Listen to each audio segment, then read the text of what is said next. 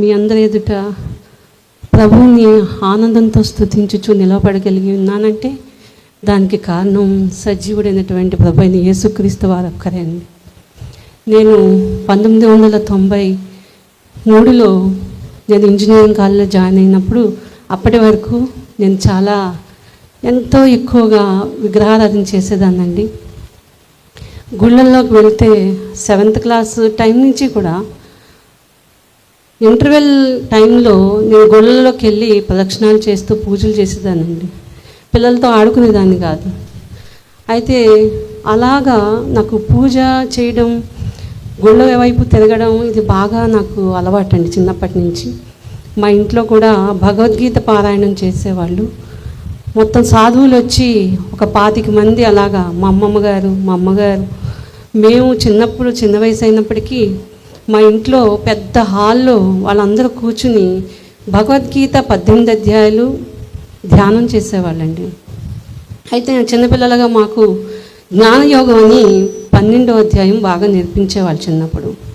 అయితే అలాంటి బ్యాక్గ్రౌండ్లో పెరిగినటువంటి నేను ఇంజనీరింగ్కి వెళ్ళిన తర్వాత ఒక మెకానికల్ నేను engineering Bhimavaram SRKR engineering college చదివానండి. ఆ అమ్మాయి నా యొక్క పూజలు పునస్కారాలు చూసి నా రూమ్లో పుస్తకాల కంటే పూజలు చేసేటటువంటి బొమ్మలే ఎక్కువ ఉండేవండి. అంటే నాకు ఏంటంటే ఒక దేవుని పూజించి వేరొక దేవుని పూజించకపోతే ఆయన కోపం వస్తుందేమో అన్నట్టుగా మొత్తం నా ర్యాక్ నిండా ఫోటోలు పెట్టుకునేదాన్ని. అయితే ఆ అమ్మాయి వచ్చి నువ్వు ఇంతలా పూజలు చేసేస్తున్నావు, నువ్వు దేవుని దగ్గరికి వెళ్తావా అని నన్ను ప్రశ్నించినప్పుడు నేను షిరిడి సాయిబాబా అప్పటికే భక్తురాలండి, మిగతా దేవుళ్ళు కూడా పూజ చేస్తూ ఉండేదాన్ని. షిరిడి సాయిబాబా సబ్కా మాలిక్ ఏక్ హై అని చెప్పారు. ముస్లిమ్స్ అల్లాని కొలుస్తారు, మీరేమో క్రిస్టియన్స్ జీసస్ని కొలుస్తారు, మేము రాముడు కృష్ణుని కొలుస్తాము. ఎవరి దేవుడైనా ఒకటే కదా, నువ్వు ఎందుకు జీసస్సే దేవుడని చెప్తున్నావు అని నేను తను అడిగినప్పుడు, మరి ఒక బ్రాహ్మణ్ కన్వర్టెడ్ పుస్తకం మీద చాలామందికి తెలుసండి, చిన్నయ్య సూరి గారు పాఠ్యభాగం రాసేవారు. ఆ చిన్నయ్య సూరి గారి యొక్క మనవడు పరవస్తు సూర్యనారాయణ గారు ఆయన యొక్క అన్వేషణ, సత్యదేవుని కూర్చున్నటువంటి అన్వేషణ ఒక పుస్తకం రూపంలో ఒక సాక్షి అనే పుస్తకాన్ని ఆ అమ్మాయి నాకు ఒక సండే ఇచ్చిందండి. వాళ్ళు నాకు ఇచ్చి సండే చర్చ్కి వెళ్ళిపోయారు. అయితే నేను హిందూయిజంలో ఉన్నప్పటికీ అందరూ సమానమైన భావంతో మరి దేవుని యొక్క విషయాలు ఇచ్చినప్పుడు చదవకుండా ఉండకూడదని నేను ఆ పుస్తకం చదివానండి. చదివినప్పుడు నాకు దానిలో నుండి అతని అన్వేషణ, సత్యాన్వేషణ, నేను మోక్షానికి వెళ్ళాలనేటువంటి నా అన్వేషణ నేను కంపేర్ చేసుకున్నప్పుడు రాముడు కృష్ణుడు అలాగే చాలా దశావతారాలు ఉన్నాయండి. ఆ దశావతారాల్లో చాలా పురాణాల్లో వాళ్ళు దేవుళ్ళు కాదు అని రాసిందంట. ఆయన రాసినటువంటి మాటలు నేను చదివానండి. అయితే ఆయన ఒకసారి పూజరికం చేసి, వాళ్ళు అర్చకులండి, ఒక ఇంటికి వెళ్ళి పూజ చేసినప్పుడు అక్కడ నమస్కారం చేస్తున్నారంటండి. నమస్కారం చేసినప్పుడు ఆయనకి ఒక శ్లోకం గుర్తొచ్చిందంట. పాపోహం పాపకర్మహం పాపాత్మ పాప సంభవ త్రాహిమాం కృపయా దేవా శరణాగత వత్సల. నేను పాపంలో పుట్టాను, పాపంలో పెరిగాను, పాపినైన నన్ను కరుణించు అని శ్లోకం పాడతాము. ఇక్కడ నేను ఇలాగ నమస్కరింపబడడానికి నేను అర్హుణ్ణి కాను అన్న ఆలోచన ఆయనకు వచ్చి, అసలు నమస్కరింపదగిన వాడు ఎవడు అని అన్వేషించడానికి మొత్తం ఇంటికి వచ్చి గ్రంథాలన్నీ తిరగేశారంటండి. తిరగేసినప్పుడు మన హిందువుల్లో వేదాలు చాలా ప్రాముఖ్యమైనవి, చతుర్వేదాలు అంటారు, 4 వేదాలు.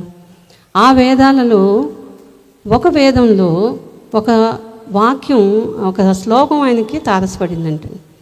ఏంటంటే, సర్వలోక పాప పరిహారార్థో రక్త ప్రోక్షణం ఆవశ్యకం తదరక్తం పరమాత్మేన పుణ్యదాన బలియాగం.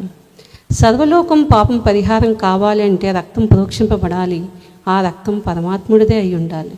అయితే ఇలాగును చేసింది ఎవరు అని మళ్ళా ఆయన దశావతారాలు ఉన్నారు కదా, ఆ దశావతారాల్లో ఎవరో ఒకళ్ళు ఈ సర్వలోక పాప పరిహారం కోసం రక్తం ప్రోక్షించి ఉంటారని మళ్ళీ అన్వేషించటం మొదలుపెట్టి ఆ పురాణ గ్రంథాలన్నీ చదివారంటండి. చదివినప్పుడు రాముడు, కృష్ణుడు, భగవద్గీత, భాగవతం ఇవన్నీ చదివినప్పుడు ఆ శ్లోకాలు నిజమైన దేవుని ఎదుట మేము పాపులని ఒప్పుకున్న శ్లోకాలు ఉన్నాయని ఆయన పలానా గ్రంథంలో పలానా పేజీలో ఈ శ్లోకం ఉంది, ఈ శ్లోక భావం ఇది అని రాశారండి ఆయన. నేను అదంతా చదివాను. అయితే ఈ ఈ 10 అవతారాల్లో ఎవరూ కూడా సర్వలోక పాప పరిహారార్థం రక్తం ప్రోక్షించలేదు అని తెలుసుకోవడానికి చదివితే ఆయనకి ఇంకో శ్లోకం కనిపించిందంటే, ఆ శ్లోక భావం ఏంటంటే లోకరక్షకుడు అనేవాడు కన్యక గర్భమందు అవతరిస్తాడు అని. అయితే ఈ 2 యొక్క శ్లోకాల యొక్క భావం ఆయన అన్వేషించినటువంటి ఏ పుస్తకాలను దొరకపోవడంతో ఆయన వాళ్ళ పెదనాన్న దగ్గరికి వచ్చి, ఏమిటండి ఈ శ్లోకాలన్నీ ఇలా ఉన్నాయి, వీళ్ళేంటి ఇలా దేవుళ్ళు కాదని రాసుందేంటి, మన గ్రంథాలు ఇలా ఉందేంటి అని అంటే, అప్పుడు వాళ్ళ పెదనాన్నగారు చెప్పారటండి, మనం అర్చకులము, ఇవన్నీ బయటికి తీస్తే మన అర్చకత్వం ఏమవుతుంది, కాబట్టి నువ్వు ఇవన్నీ మూసేయని చెప్పారట. అయితే అతనిలో ఉన్నటువంటి అన్వేషణ, ఆ ఆలోచన పోక ఒకసారి యజ్ఞం కోసం సామాన్లు కొంటకు వెళితే అక్కడ ఒక క్రిస్టియన్ మీటింగ్ చాలా దూరంలో నుంచి కన్యక గర్భమందు అవతరించిన లోకరక్షకుడన్న అర్థం వచ్చేటటువంటి ఒక మాటతో కూడినటువంటి పాట ఆయనకి వినపడుతుంటే అటువైపు వెళ్ళారంటండి. వెళ్ళినప్పుడు అక్కడ, ఏమండి పాస్టర్ గారు, మా గ్రంథాల్లో ఈ శ్లోకాలు ఉన్నాయండి, ఈ శ్లోక భావంతో కూడినటువంటి పాట మీరు పాడారు, అది ఎవరి గురించండి అని అడిగారటండి. అడిగితే అప్పుడు ఆయన చెప్పారంటండి ఆశ్చర్యపోతూ, మా దేవుడి గురించి మీ గ్రంథాల్లో కూడా రాయబడి ఉందండి, అయితే ఈ బైబిల్ చదవండి మీకు సమస్తం అర్థమవుతుందని ఆ బైబిల్ ఇచ్చినప్పుడు ఆయన గర్భగుడిలోకి వెళ్ళి మొత్తం బైబిల్ అంతా చదివిన తర్వాత ఆయనకు అర్థమైంది ఏంటంటే, సృష్టి ఎలా ప్రారంభమైంది, మానవుడు సృష్టించినప్పుడు దేవునికి వ్యతిరేకమైన పాపం చేసి ఎలా దూరమైపోయాడు, దూరమైపోయినటువంటి మానవుని తిరిగి మరలా దేవుడికి దగ్గర చేసుకోవడానికి ఆ సర్వలోక పాప పరిహారార్థం కోసమే ప్రభువైన యేసుక్రీస్తు వారు శిలువ మరణము పొంది సమాధి చేయబడి తిరిగి లెగిశారు. ఆ లేచుట ద్వారానే సర్వలోకానికి రక్షణ కలిగిందని, ఆ తర్వాత జరగబోయే కాలంలో ఏం జరగబోతుందో అదంతా బైబిల్లో రాయబడటం, అది చదివిన తర్వాత బైబిల్ పట్టుకుని యేసుక్రీస్తే నిజమైన దేవుడని బయటకు వచ్చారంటే గర్భగుడిలోంచి. అప్పుడు ఆయన్ని వాళ్ళ బంధువులు, వాళ్ళ రక్త సంబంధులు, తల్లిదండ్రులు అందరూ చాలా చితక్కొట్టి చాలా గట్టిగా కొట్టి పడేసి ఓ పక్కన పడేశారు. తర్వాత ఆయన సాక్ష్యం చెప్పుతూ వెళ్తాం అనమాట. ఇదంతా నేను చదివిన తర్వాత నాకు అసలు మైండ్ అంతా బ్లాక్ అయిపోయిందండి. ఇదేంటిది, నేను ఇంతకాలం చిన్న వయసు నుంచి ఇంజనీరింగ్ చదివేంత వరకు నేను చేసే పూజలు, నేను నిజమైన దేవుళ్ళు అనుకుని నా ర్యాక్ నిండా అవే పెట్టి పూజలు, అక్కడ ఏమన్నా పూజలు జరిగితే అండి, భజనలు జరిగితే నన్ను పాటలు పాడడానికి పిలిచేవాళ్ళు అన్నమాట. ఆ పాటలే పాడి ఇంతలాగా మా ఇంట్లో కూడా అటువంటి వాతావరణంలో పెరిగాను. వీళ్ళు నిజమైన దేవుళ్ళు కాదా కాదా కాదా అని క్వశ్చన్ మార్క్ వేసుకున్నాను. అయితే నేను వెంటనే నమ్మలేదండి. కానీ నా ఫోటోలు అన్నీ తీసేసానండి. మొత్తం నా ర్యాక్ నిండా ఫోటోలే. ఆ ఫోటోలు అన్నీ తీసి డస్ట్బిన్లో వేసేసి నేను షిరిడి సాయిబాబా బొమ్మ పెట్టుకున్నాను. ఎందుకంటే ఆయన భోగభాగ్యాలు అనుభవించలేదు, పాపం చేయలేదు, కాబట్టి ఈయన నమ్మచ్చు అని. అయితే అలా కొంతకాలం అయిన తర్వాత షిరిడి సాయిబాబాకి పూజ చేస్తున్నాను. అది అటువైపు ఆ క్రిస్టియన్ అమ్మాయిలు ఉంటే హాస్టల్లో రోజు సాయంకాలం ప్రార్థన చేసుకునేవాళ్ళు, నేను కూడా వెళ్ళేదాన్నండి. అయితే 2 రకాలుగా చేస్తున్నప్పుడు 9th క్లాస్లో మా టీచర్ చెప్పిన మాట జ్ఞాపకం వచ్చింది. ఒక వ్యక్తి 2 పడవల మీద కాళ్ళు వేస్తే వాళ్ళ జీవితం చాలా ప్రమాదకరంగా ఉంటుందని. అప్పుడు ఈ 2 ఆలోచనల మధ్యలో నేను తడబడుతున్నాను. యేసుక్రీస్తు నిజమైన దేవుడా, లేకపోతే సాయిబాబా నిజమైన దేవుడా, నేను ఎవరిని నమ్మాలి, నేను ఎవరిని నమ్మితే నేను అనుకున్న మోక్షానికి చేరగలను అన్న అన్వేషణలో నేను 1 సంవత్సరం పాటు గడిపానండి. నేను నా ఇంజనీరింగ్ ఫస్ట్ ఇయర్ అంతా కూడా ఎవరు నిజమైన దేవుడు అన్న దాని మీదే బ్రతికానండి.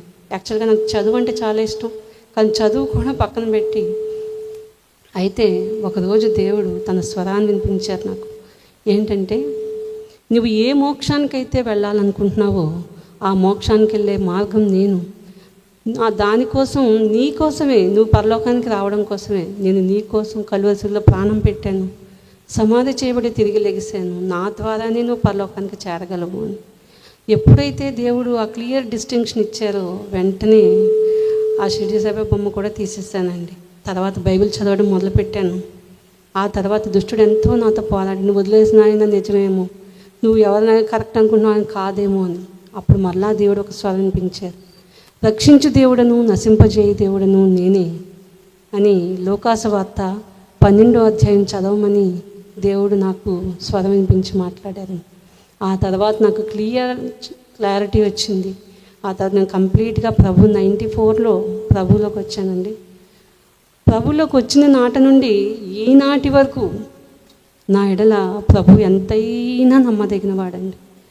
ఎందుకంటే ఒక మనిషితో ఉన్నట్టుగా సర్వశక్తిమంతుడైన దేవుడు నాతో ఉండడం నా జీవితంలో ఈ 30 సంవత్సరాల కాలంలో నేను నా అనుభవంలో చూశానండి. ఆ అనుభవంలోనే రీసెంట్గా ఒక అద్భుతమైనటువంటి కార్యం దేవుడు నా చిన్న బిడ్డలు చేశారండి. ఆ విధంగానే మరి మీ అందరూ కూడా ఇక్కడ సమావేశపరచబడ్డారు. అయితే మా చిన్న బిడ్డకి మే నెలలో నడుము నొప్పి స్టార్ట్ అయిందండి. ఒక కుడి కాలు నొప్పి స్టార్ట్ అయింది. స్టార్ట్ అయిన తర్వాత అది ఎడంకాల్లోకి వచ్చిందండి. ఎడంకాల్లోకి వచ్చినట్టు మళ్ళీ నడుము నొప్పి వచ్చింది. నడుము నొప్పి వచ్చిన తర్వాత వెనకాలంతా తిమ్మిరెక్కడం మొదలుపెట్టింది. ఇలాగా రోజు వాడి యొక్క కండిషన్ చేంజ్ అవుతుంది, కానీ మేము ఏ నరవో పట్టేసింది కాబట్టి వాడు అలా ఫీల్ అవుతున్నాడు అని మేము ఆ బిడ్డను పెద్దగా పట్టించుకోలేదండి. ఎందుకంటే ఏ విషయం కోసమైనా దేవుని మీద ఆధారపడతాం కనుక దేవుడే చూసుకుంటారని వదిలేసాం.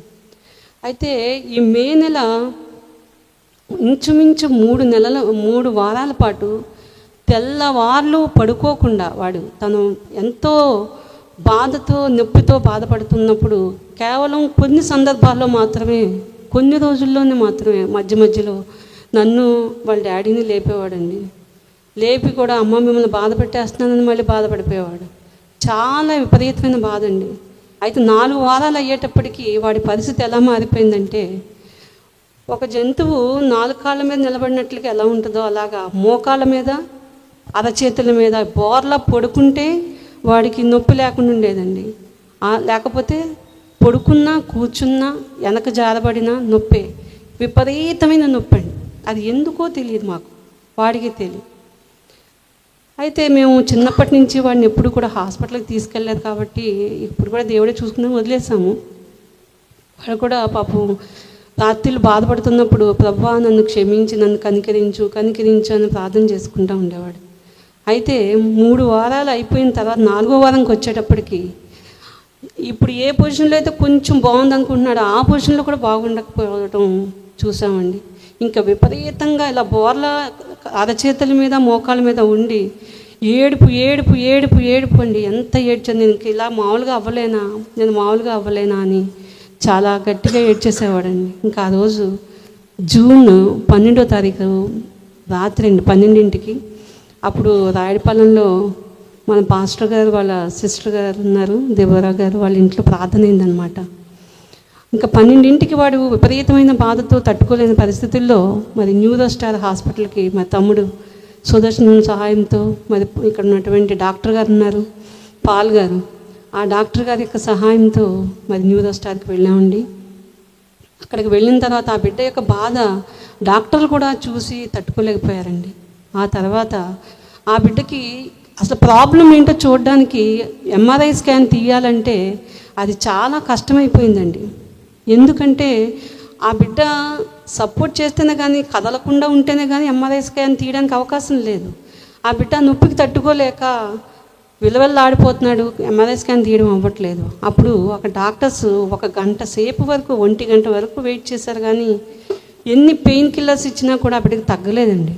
అప్పుడు డాక్టర్స్ ఏమన్నారంటే, అలా కాదు, ఎనస్థీషియా ఇస్తే ఆ ఎనస్థీషియా వల్ల కొంత ఆ బిడ్డ మరి కొంచెం మత్తులోకి వెళ్తాడు కాబట్టి ఎంఆర్ఐ స్కాన్ తీయడం సాధ్యమవుతుంది, కాబట్టి ఎంఆర్ఐ స్కాన్ ఇవ్వడానికి మాత్రం ఎనస్థీషియా ఇవ్వక తప్పదు.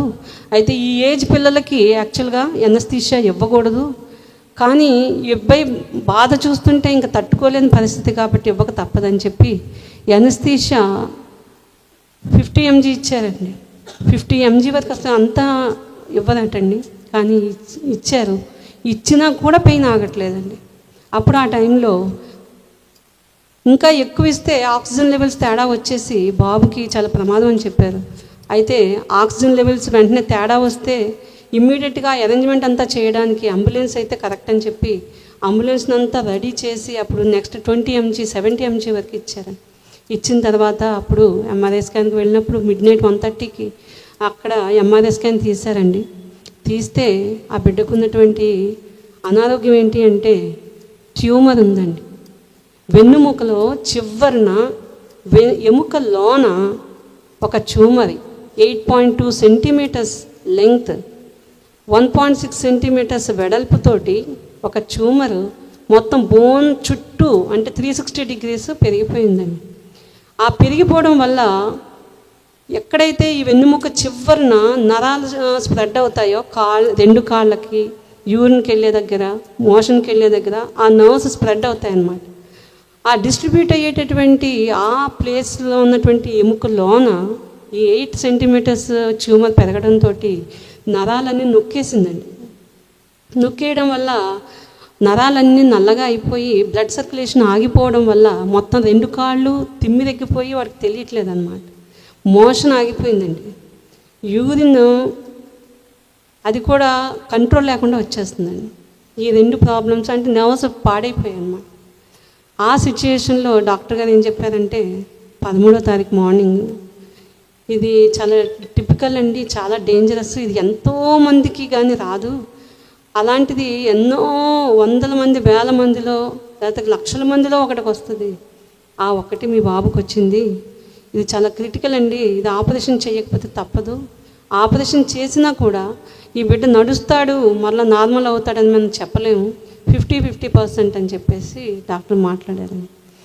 అయితే అది కూడా ఇంకా క్లారిటీగా లేదు, ఎందుకంటే ఆ వెన్నుముక చివరినటువంటి ఎముకలోన ప్రతి వ్యక్తికి ఒక లేయర్ ఉంటుందంటండి. ఆ లేయర్ యొక్క లోన లిక్విడ్ ఉంటుంది, ఆ లిక్విడ్లోన ఈ మొత్తం వెన్నుముకలోంచి నరాలు వెళ్తాయన్నమాట అందరికీ. అయితే వీళ్ళకి అర్థం కాని విషయం ఏంటంటే ఆ పొర బయట ఉందా ఈ ట్యూమరు, ఆ పొర లోన నరాల దగ్గర ఉన్నటువంటి దగ్గర చుట్టూ ఉందా, ఒకవేళ ఆ ట్యూమర్ కనుక ఆ లేయర్ లోన చుట్టూ ఉండుంటే మా వల్ల కాదండి మేము ఆపరేషన్ చేయడం, అయితే అది లోన్ ఉందా బయట ఉన్నదా అన్నది కూడా మేము డయాగ్నోస్ చేయలేకపోతున్నాము. ఇది కేవలం ఆపరేషన్ చేసి ఓపెన్ చేసిన తర్వాత అది లోన్ ఉందా బయట ఉందా అని మేము ఐడెంటిఫై చేయగలం. ఒకవేళ లోన్ ఉంటే ఆ లిక్విడ్ అంతా మేము ఆ లేయర్ని ఓపెన్ చేయాలి కాబట్టి లిక్విడ్ అంతా బయటకు వచ్చేస్తుంది, లిక్విడ్ బయటకు వస్తే చాలా ప్రమాదం అండి, మేము అటువంటి ఆపరేషన్ చేయలేమండి, ఒకవేళ ఆ సిచ్యుయేషన్ అయితే మళ్ళీ మీ బిడ్డను మీకే ఇచ్చేస్తాం, మీరు ఎక్కడ తీసుకెళ్తారో తీసుకెళ్ళండి అని చెప్పారు. ఇంకా ఇలాంటి సిచ్యుయేషన్లో మాకు చాలా నిరాశ కలిగిందండి.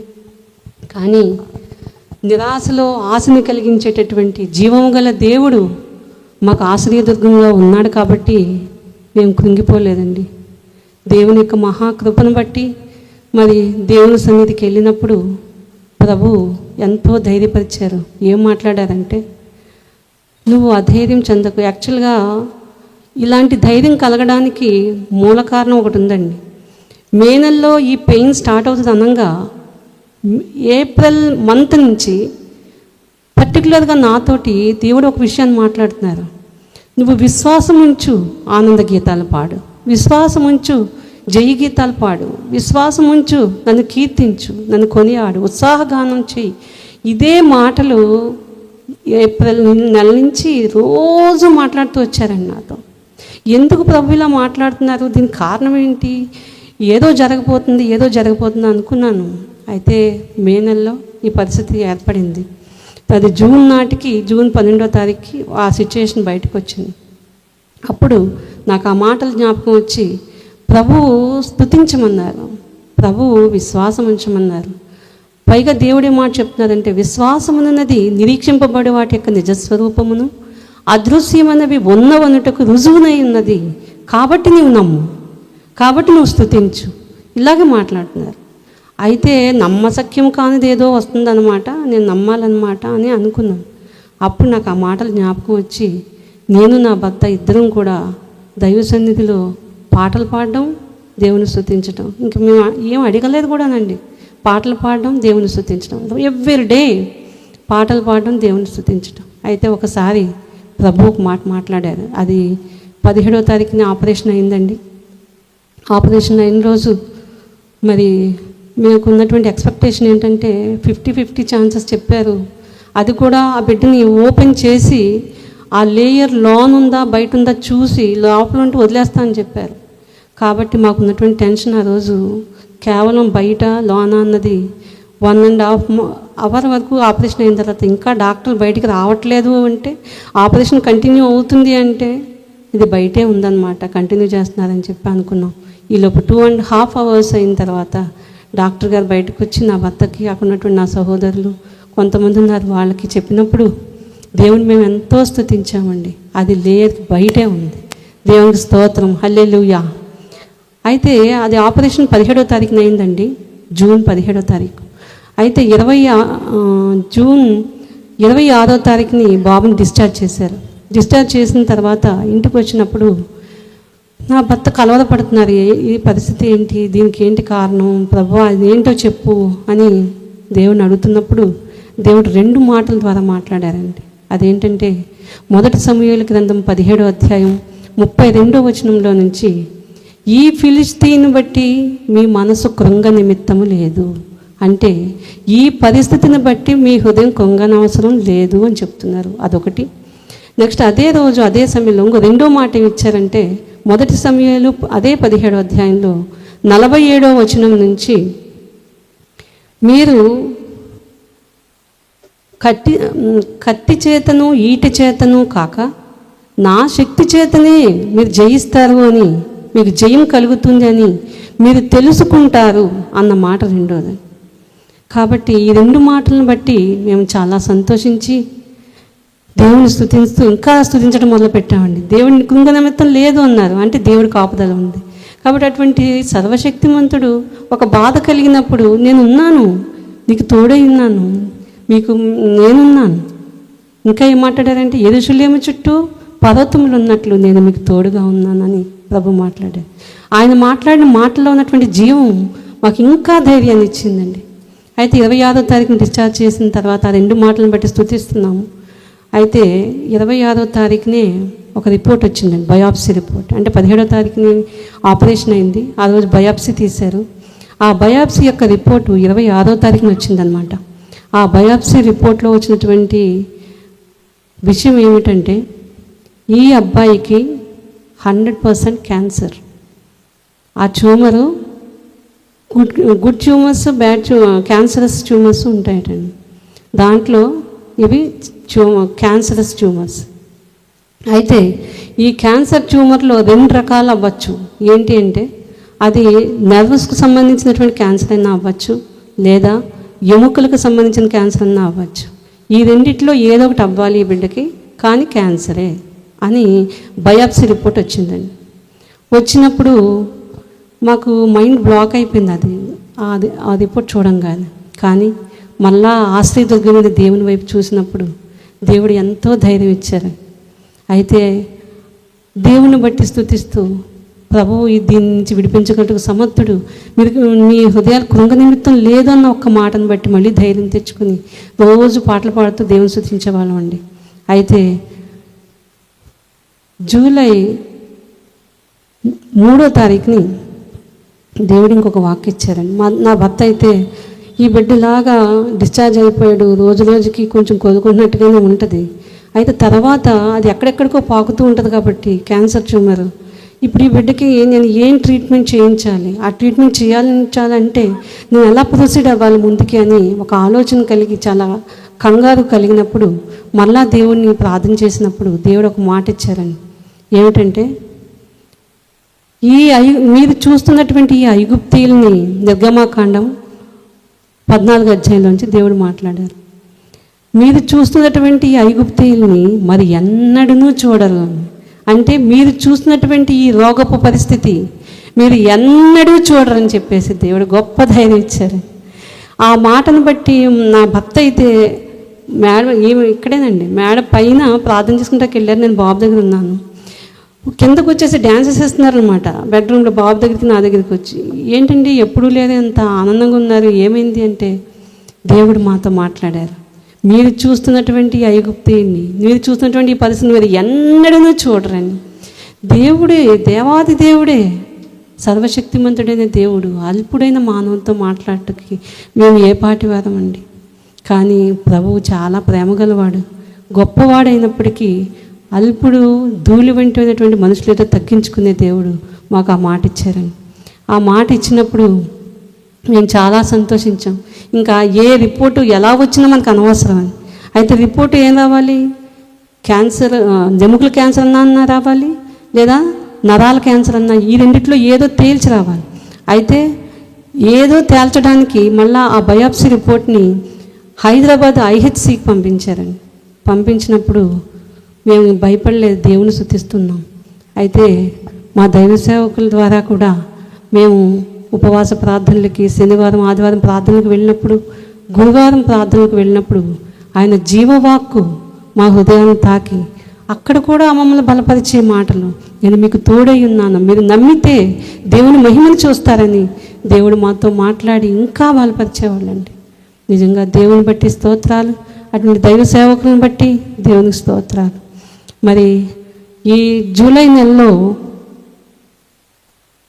22వ తారీఖు మంగళవారం అండి. ఆ రోజు తెల్లవారు 23 అనగా నేను ప్రార్థన చేస్తున్నప్పుడు ప్రభువు నాకు అంతవరకు కూడా, అంటే జూన్ నెలలో 17వ తారీఖున ఆపరేషన్ అయిన కాడి నుంచి జూలై నెలలో 22వ తారీఖు వరకు అసలు ఏమవుద్ది బిడ్డ విషయం అన్న తలంపే లేకుండా ప్రభు నా తలంపులు ఆయన తలంపులు కాపుదలించారండి. అయితే 23వ తారీఖు తెల్లవారుజామున మాత్రం మోకరించి ప్రార్థన ఏమొస్తుందంటే, ప్రభువా ఆ రిపోర్ట్ అలా వచ్చింది, ఇప్పుడు ఆ రిపోర్ట్లో ఏదో ఒకటి ఉందని వస్తే ఆ బిడ్డకి ఏ విధమైనటువంటి సిచ్యుయేషన్ మారిన హెల్త్కి సంబంధించి భవిష్యత్తులో దానికి ఇది కారణమేమో, దానికి అది కారణమేమో అని మేము కంగారు పడడానికి అవకాశం ఉంటుంది. అయితే నేను అడుగుతున్నాను, ప్రభువా నువ్వు నా తండ్రివి కనుక, నువ్వు ఏది ఇష్టమో అడగమన్నావు కనుక నేను ధైర్యం చేసి అడుగుతున్నాను. నేను అడుగుతున్నాను, ఐహెచ్సి రిపోర్ట్ ఇంకా రాలేదు. ఐహెచ్సి రిపోర్ట్లో స్టేట్మెంట్ క్యాన్సర్ కాదు అన్న స్టేట్మెంట్ నాకు కావాలి. నాకు మీరు అది అనుగ్రహించండి ప్లీజ్ ప్రభువా. నువ్వు నిజంగా నమ్మదగిన దేవుడివి, నువ్వు నా తండ్రివి, అడిగితే ఇస్తానన్నావు అని చెప్పేసి దేవుని సన్నిధిలో ప్రార్థన చేసినప్పుడు దేవుని మహాకృపను బట్టి 23వ తారీఖుని తెల్లవారుజామున అలా స్తుతించానండి. 24 రాత్రి గురువారం ప్రార్థనకి వెళ్ళే ముందు ఒక ఫోన్ కాల్ వచ్చిందండి స్కాన్ సెంటర్ దగ్గర నుంచి, ఐహెచ్సి నుంచి రిపోర్ట్ వచ్చేసింది, మీ బాబుది తీసుకోండి. అప్పుడు నా భర్త తీసుకురావడానికి వెళ్ళారండి. వెళ్ళినప్పుడు ఆ రిపోర్ట్లో ఈ బిడ్డకి ఏ క్యాన్సర్ లేదు అని వచ్చిందండి. హల్లెలూయా. ఇది మనుషులకు అసాధ్యం కానీ సమస్తమును చేయగల మహిమగల శక్తిమంతుడైన దేవునికి సాధ్యపరచబడింది. ఆ దేవుడు నాకు దొరికారని నేను ఎంతో దేవుని స్తుతిస్తున్నాను. అయితే మొట్టమొదటి బయాప్సీ రిపోర్ట్ వచ్చినప్పుడు ఇక్కడ మా మేనల్లుడు ఉన్నాడండి. ఆ రోజు గురువారం ప్రార్థన జరుగుతుందన్నమాట. పాస్టర్ గారి దగ్గరికి వెళ్ళినప్పుడు పాస్టర్ గారు అడిగారంటే, ఏంటమ్మా ఏంటి ఇన్ఫర్మేషన్ ఏమొచ్చింది అని అడిగితే, ఇది క్యాన్సర్ అని చెప్పి వచ్చింది బయాప్సీ రిపోర్ట్ అని చెప్పినప్పుడు పాస్టర్ గారు ఒక మాట అన్నారంట, ఆ రిపోర్ట్ చింపి అవతల పాడేయండి, అలా జరగదు అని. నిజంగా దేవుని యొక్క కృప, మరి అభిషిక్తులైన దైవ సేవకుల నోటంట కూడా పలికించిన దేవుడు, మాతోటి తన మాటలు ఇచ్చి నెరవేర్చిన దేవుడు, నిజంగా జీవము గల దేవుడు అండి. నిజంగా తల్లిగా నేను ఎంతో కృంగిపోవాలి, నా భర్త తన తండ్రికి ఎంతకో కృంగిపోవాలి. అల్పులమైన మాయడల దేవుడు ఇంత గొప్ప కార్యం చేసి ఈరోజు మీ అందరి ఎదుట మేము సంతోషంతో దేవుని స్తుతించగలుగుటకు దేవుడు కారణం చేశారండి. అటువంటి సర్వశక్తి కలిగిన దేవునికి నా హృదయపూర్వక కృతజ్ఞతాస్తుతులు స్తోత్రాలు చెల్లించుకుంటున్నాను. మరి మీలో అనేక మంది, మరి ఇక్కడ మా కాలేజ్ స్టాఫ్ కూడా, హెడ్ ఆఫ్ సెక్షన్ మేడం, అందరూ కూడా వచ్చి, ప్రిన్సిపాల్ సార్ అందరూ కూడా వచ్చి మరి నన్ను ఎంతో ఆదరించారు. ఇక్కడ ఉన్నటువంటి సంఘస్థులు అయితే మరి సొంత కుటుంబంలాగా ఇంటికి వచ్చి, హాస్పిటల్కి వచ్చి ఎన్నో విషయాల్లో మాకు సహకరించారు. మరి దైవ సేవకులు ఎంతో హెక్టిక్గా ఉంటున్నప్పటికీ మా దగ్గరికి వచ్చి మాకు ప్రార్థన చేసి వెళ్ళేవారు. మరి అనుదినము మా కోసం ప్రార్థించేవారు. మరి దైవ సేవకుల కుటుంబమును బట్టి, సంఘ విశ్వాసులందరి కుటుంబాలను బట్టి దేవునికి నా హృదయపూర్వక కృతజ్ఞతలు. మీ అందరికీ నా వందనాలు తెలియచేసుకుంటున్నాను. మా కాలేజ్ స్టాఫ్ అందరికీ కూడా ఈ సభాముఖంగా నా హృదయపూర్వక కృతజ్ఞతలు తెలియచేసుకుంటున్నానండి. దేవుడిచ్చినటువంటి మహాకృపను బట్టి దేవునికి స్తోత్రాలు.